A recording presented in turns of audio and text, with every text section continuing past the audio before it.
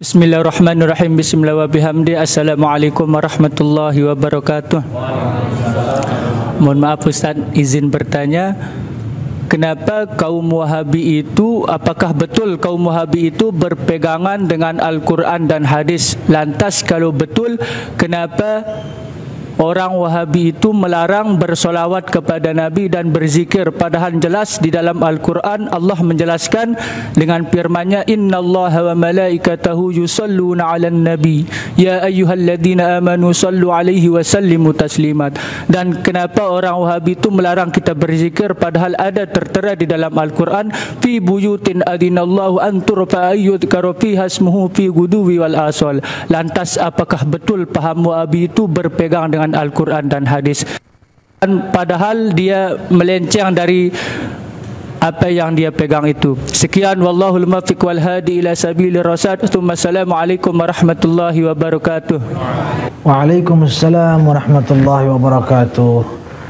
Sebenarnya yang saya tahu, wallahu alam, Wahabi tidak melarang berzikir dan bersolawat. Mereka juga berzikir dan bersolawat, tetapi persoalan cara saja, dan mereka melarang kita berzikir dengan cara kita. Itu yang terjadi. Mereka mengatakan bahwa cara yang kita lakukan, zikirnya kita, selawat-selawatnya kita seperti selawat nariyah, selawat tibbil qulub, selawat nahdlatain, selawat zatiyah, kemudian zikir isim mufrad, zikir nafi isbat, zikir sambil bergoyang, la ilaha illallah, itu yang dilarang oleh mereka. Konon karena tidak pernah diajarkan oleh Rasulullah sallallahu alaihi wasallam. Maka perlu kita jawab bahwa cara zikir yang kita lakukan sesungguhnya sudah diajarkan oleh Allah dan Rasulnya beserta para sahabat melalui praktik-praktik sebagian sahabat dan juga talqin yang diberikan baginda Nabi kepada sebagian sahabat-sahabat beliau. Namun yang terpenting di sini yang ingin kami tegaskan bahwa ada namanya ibadah mutlaqah. Ibadah mutlaqah itu apa? Sebuah ibadah yang tidak diikat tata caranya, sebagaimana sholat sudah diikat jumlah rakaatnya, menghadap kemana, harus wudhu, berapa, seperti apa gerak-geriknya. Haji juga begitu, diikat, dia sudah jelas di mana tempatnya, pakaiannya seperti apa. Ada ibadah-ibadah yang diikat, ada juga ibadah yang tidak diikat. Yang tidak diikat ini jangan kita yang mengikatnya. Contoh sedekah, Nabi tidak pernah, atau Islam tidak pernah mengikat sedekah itu harus dengan uang saja.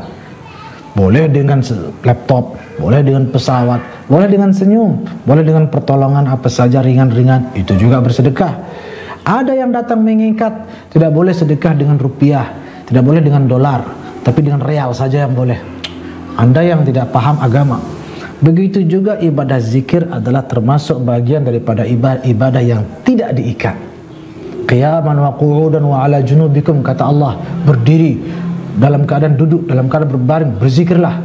Malah dalam ayat lain, udzkurullaha dzikran katsira, berzikir sebanyak-banyaknya. Tidak pernah diikat oleh Nabi, zikir itu harus sekian, harus duduk kemana, harus berapa, harus bagaimana modelnya, harus suaranya kecil, harus menghadap kiblat. Tidak pernah diikat.